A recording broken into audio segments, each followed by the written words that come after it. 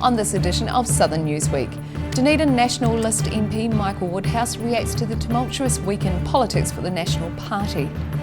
New rules for freedom campers will be clamping down on the controversial pastime. And a donation is giving Otago Regional Rescue helicopters the ability to reach more areas of the south.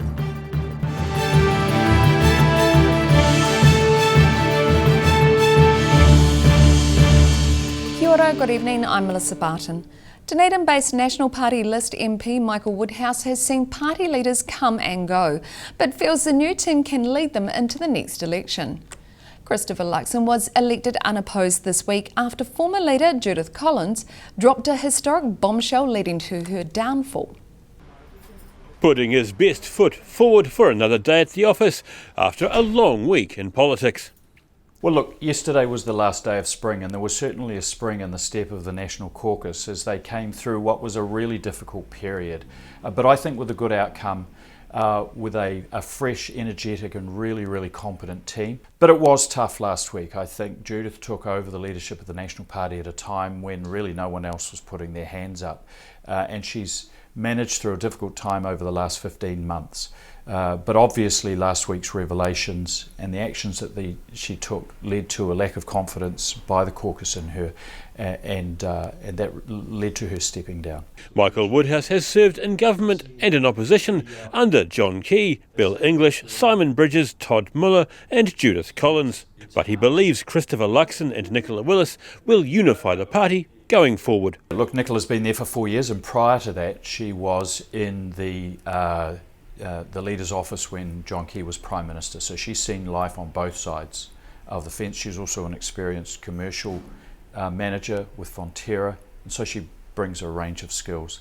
He's previously served as Immigration Minister, Health and Finance Spokesman. Luxon's said shadow cabinet roles will be allocated this week, and Woodhouse says he'd be keen on a couple of options. Obviously the winds of change are blowing through the National Party, and I'll stand by for whatever role is required by me of the leadership team, and that's going to be their prerogative. I think I've got a number of skills and we'll just see how they're going to be used. Christopher Luxon has been challenged in the media over his position on sensitive issues, including abortion and same-sex marriage. In early media interviews, Luxon has said while he's pro-life, his deputy Nicola Willis is strongly pro-choice. Those are questions of conscience, and I trust the collective conscience of New Zealanders as articulated through their House of Representatives. It is that. It's a broad range of views, but we come to the right place on behalf of Kiwis. What's really important to Christopher is that he brings a number of attributes to the role. Michael Woodhouse says there are only 16 days before Parliament goes into summer recess. He believes following this year, politicians from across the House, as well as all New Zealanders, will be looking forward to a break. In Dunedin, the South Today. Only those who are vaccinated will be able to set foot onto the Otago University campus next year. That's if a proposition by the university comes into effect. The University of Otago is wanting to make COVID-19 vaccinations or government-approved exemptions compulsory. It means all staff, students, contractors and visitors will need to have either an exemption or proof of a COVID-19 vaccine. If approved, the rule would come into effect on January 10. This rule follows on from the university's mandatory vaccinations for those staying in its residential colleges in 2022. The university is consulting with staff, and a decision will be announced on Tuesday next week. Freedom campers are still welcome in New Zealand as long as they follow some new rules. The details for new legislation was revealed on Tuesday and is looking to reduce the burden of freedom campers on small communities. A tour around Frankton campground before an anticipated announcement. Tourism Minister Stuart Nash is in Queenstown today, exploring the Lake Avenue campground and revealing some tougher freedom camping legislation.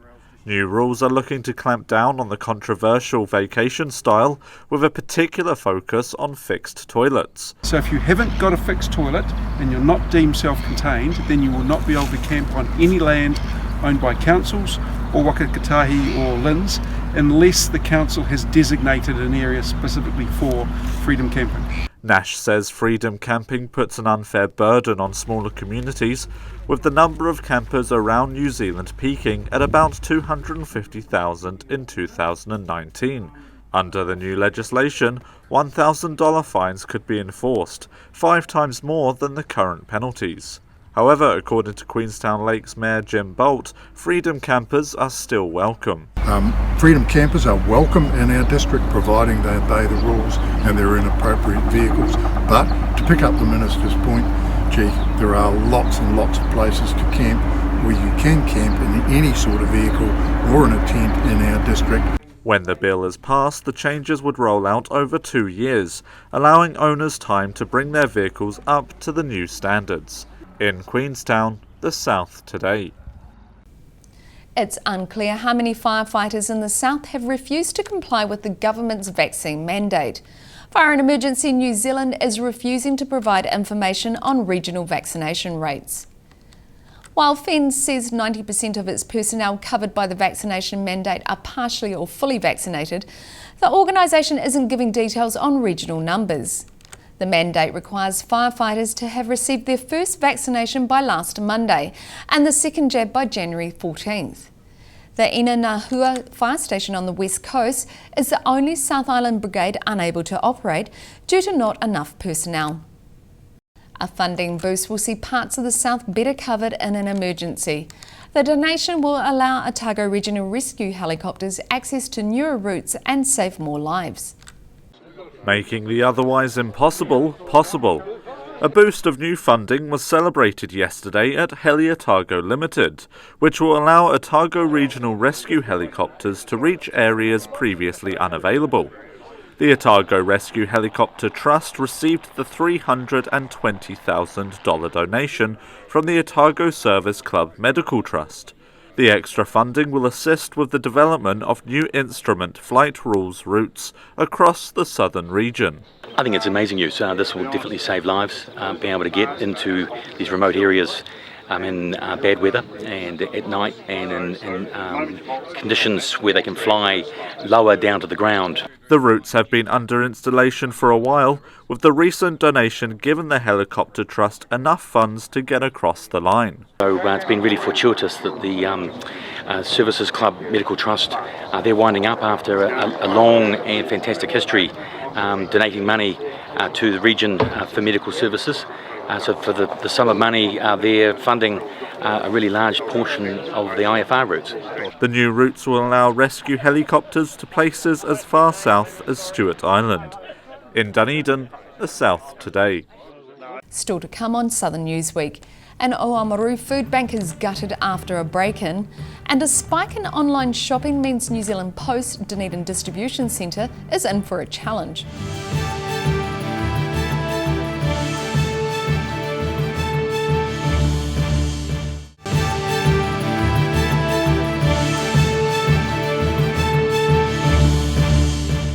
Welcome back. A break-in at an Oamaru food bank is particularly disappointing for its manager. He feels let down and believes the alleged perpetrator has received assistance from the organisation in the past. The team at the Oamaru Church's food bank are upset their Front Street premises was broken into at the weekend. And when I came down at 3 o'clock on Saturday afternoon, I was disappointed, is a mild word. Archdeacon Bernard Wilkinson manages the food bank and says it's the first time they've been broken into during his 30 years of volunteering. He says nothing was taken, but a mess had been made in a number of areas. A bit of a attack on the place. We have a lot of boxes, banana boxes put aside for Toot for Tucker, and they are precious to us, but they'd all been chucked out in the rain, so they all got wet and sloppy. Then somebody had broken in through the door of the kitchen in our premises by bashing out a panel and reaching around to open the Yale lock. They then went in, perhaps because they didn't find any food, they might have got angry about it and kicked the toilet to pieces, and did a bit of other damage around the place, which can only be described as vandalism. An Oamaru man in his 50s is alleged to have broken into the food bank in Front Street on Friday night. Wilkinson says the break-in is especially disappointing because the food bank offers its services for free and has done so for the alleged perpetrator in the past. In Oamaru, the South Today. With Christmas fast approaching and a spike in online shopping, New Zealand Post's Dunedin Distribution Centre is handling record numbers of parcels. But staff are confident they'll be able to assist Santa in getting gifts to their destinations in time. Staff at New Zealand Post's Dunedin Distribution Centre are preparing for their busiest Christmas season ever. The number of parcels being shipped to and from the area has been gradually increasing since August lockdown, with a massive spike in October. The team are now processing around 13,500 parcels a day, with that figure expected to peak around 15,000 over the festive and retail sales season. And the floor is cleared every day, so I'm confident that everybody is going to get their Christmas presents. About 120 staff work at the Dunedin Centre, alongside 26 vans out on the road, delivering packages as far away as Roxburgh, Milton and Balclutha. Our team are geared up for Christmas. We've got extra resources in place. We know that Black Friday this weekend is going to be strong. We know Cyber Monday is going to be strong, so we're looking really confident that next week we're going to see that growth come through and we're ready for it. And for parcels that have hard to read addresses or with other issues, there's a specialist team on site. We've got a dedicated team that do the parcels that's got addresses on, or ones that you can't read properly, so we have dedicated people to work through that every day. To help ensure gifts are delivered first time in the correct location, New Zealand Post's encouraging customers to fill out authority to leave cards and to take their time when writing out addresses. To ensure that your delivery instructions are clear, to make sure that your addresses are on any parcel is clear for us to read, and we can ensure that it goes from A to B. The spike in volume is expected to continue until mid-January. Camping gear and craft beer have been among the most popular parcels so far this year, perhaps a clue as to what might be in your Christmas stocking. In Dunedin, The South Today. A new public toilet in Dunedin's central city will make a huge difference for people with complex disabilities and their caregivers. The DCC opened the new facility last Friday on International Day of Persons with Disabilities. Dunedin is set to home the South Island's first changing places bathroom. A facility for people with multiple complex disabilities, more than just a disabled toilet. It contains things like a hoist, an adult-sized changing facility, showers, space for a carer, all that kind of thing. He says there are a handful of these type of facilities in the North Island. Standing at the site, next to the Dunedin Public Library's Moray Place entrance, Dunedin City Council Group Manager Property Services David Bainbridge-Zafar says the launch of the facility is set to coincide with a special day. Yeah, Friday the 3rd of December marks the International Day of People with Disabilities.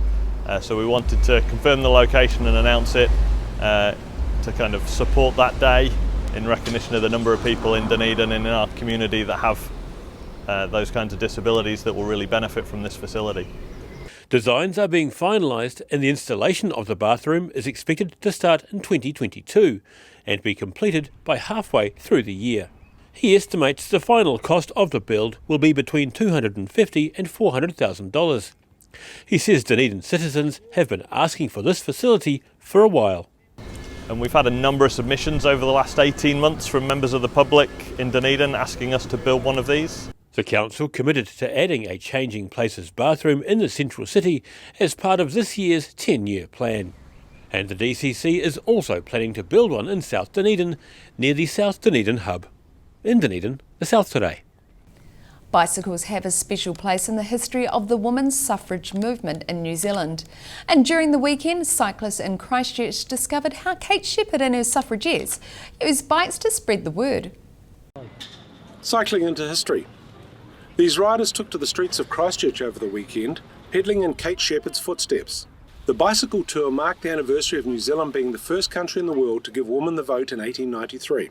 Property lead at the recently restored Kate Shepherd House says it's important to remember the newfangled bicycles of the 1890s gave women the ability to travel and spread the word. So the Froxen bikes we thought was a perfect opportunity for the women and men to come out and celebrate Kate and all of the suffragists who used the bike as a form of transport to get out to the community and to the rest of the country to spread the word, sign the petition.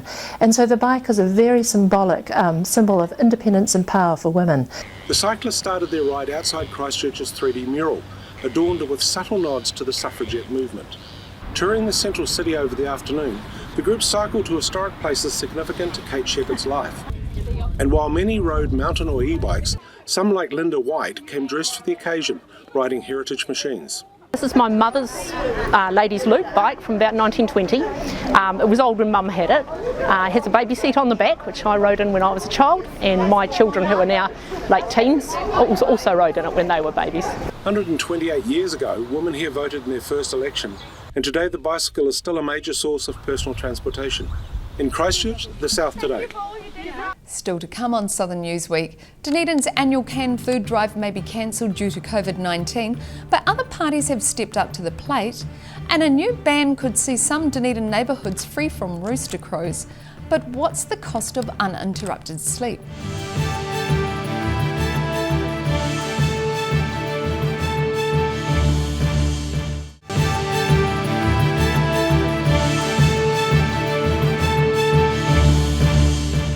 Welcome back. Dunedin's usual annual canned food drive has been cancelled due to COVID-19 uncertainty. However, with an increased need in the city, a number of sports teams and groups have joined together for a special event. Reporting for duty. A lineup of some of Otago's top sports people have joined with civic leaders and emergency services representatives for a special citywide food drive. A lot of families calling on the Salvation Army for support, so anything we can do, I guess, as role models in the community to help people donate to that cause and help families just get through Christmas that little bit easier when it has been tough times. The traditional door-to-door emergency services Christmas can appeal had to be cancelled, replaced with a drive-through collection at Forsyth Bar Stadium.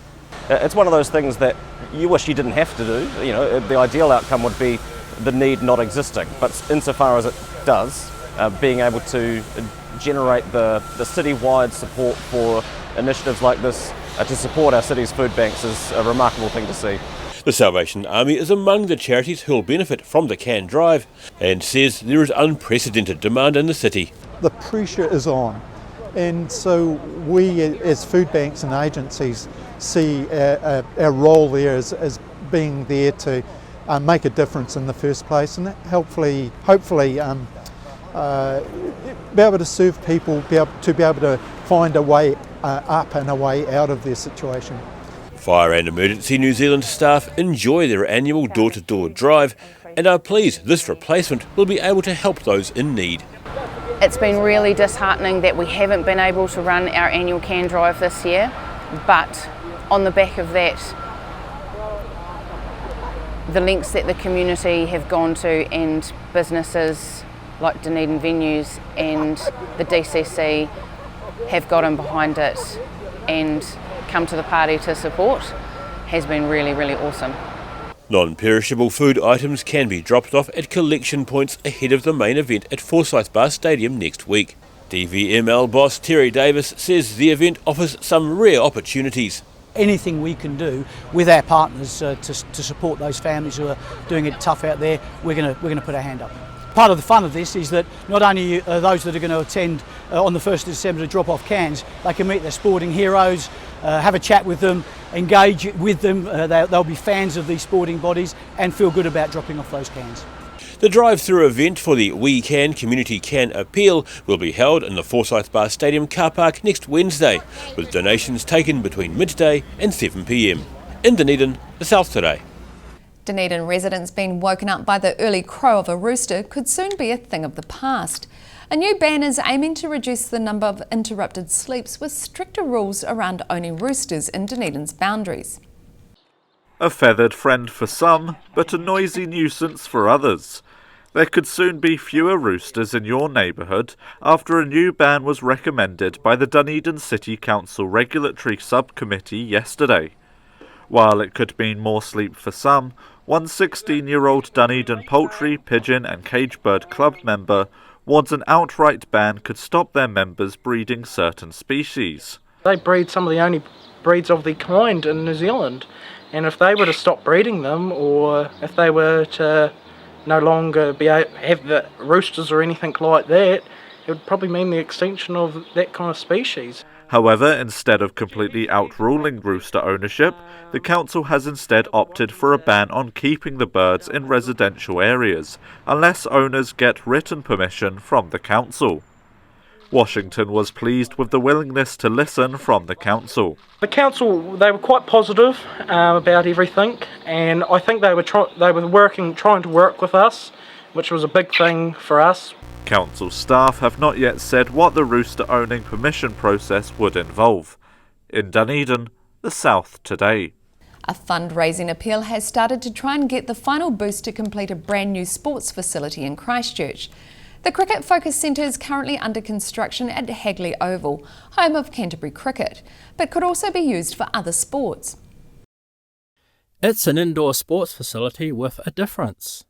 Cricketing legend Sir Richard Hadley is fronting the urgent appeal to raise the final $1.6 million needed to complete the nearly $5 million sports centre project named after him. Well, I don't think there's anything like this in Christchurch. When you look at an indoor cricket facility, there's nothing. And that youngsters and parents have to go out to Lincoln or go out to Rangiora to use the indoor facilities there, and you've got to get a booking, so that may not be available. The Sir Richard Hadley Sports Centre will boast 5 cricket lanes, but the cricketing legend wants to see young cricketers and players from other codes use the new facilities to improve their skills.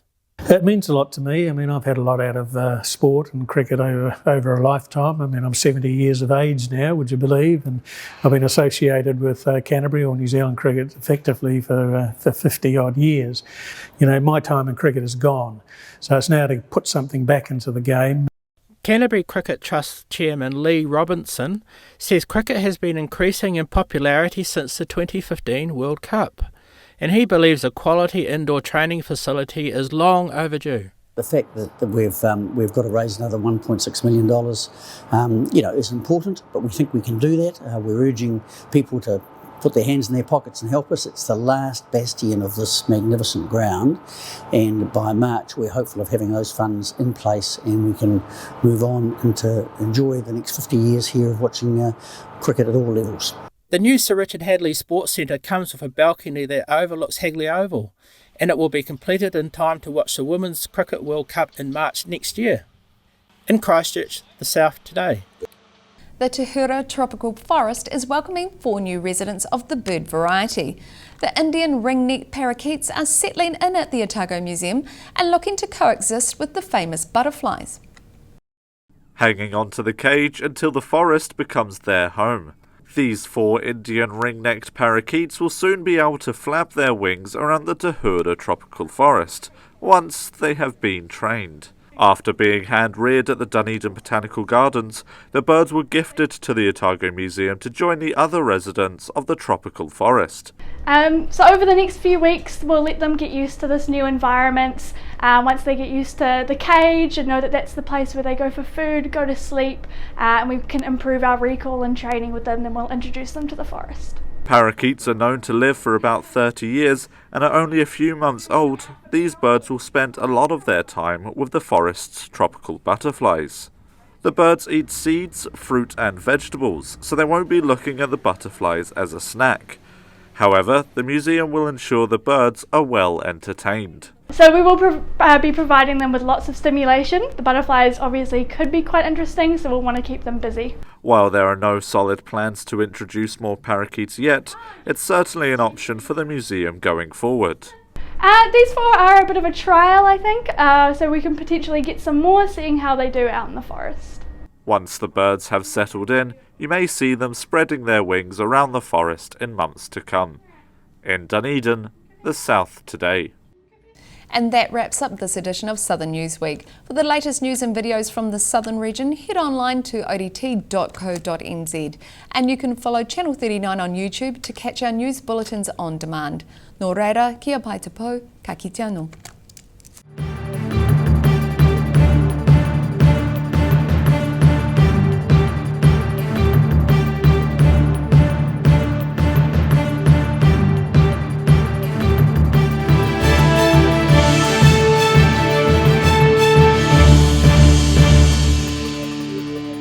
Public interest journalism funded through New Zealand On Air.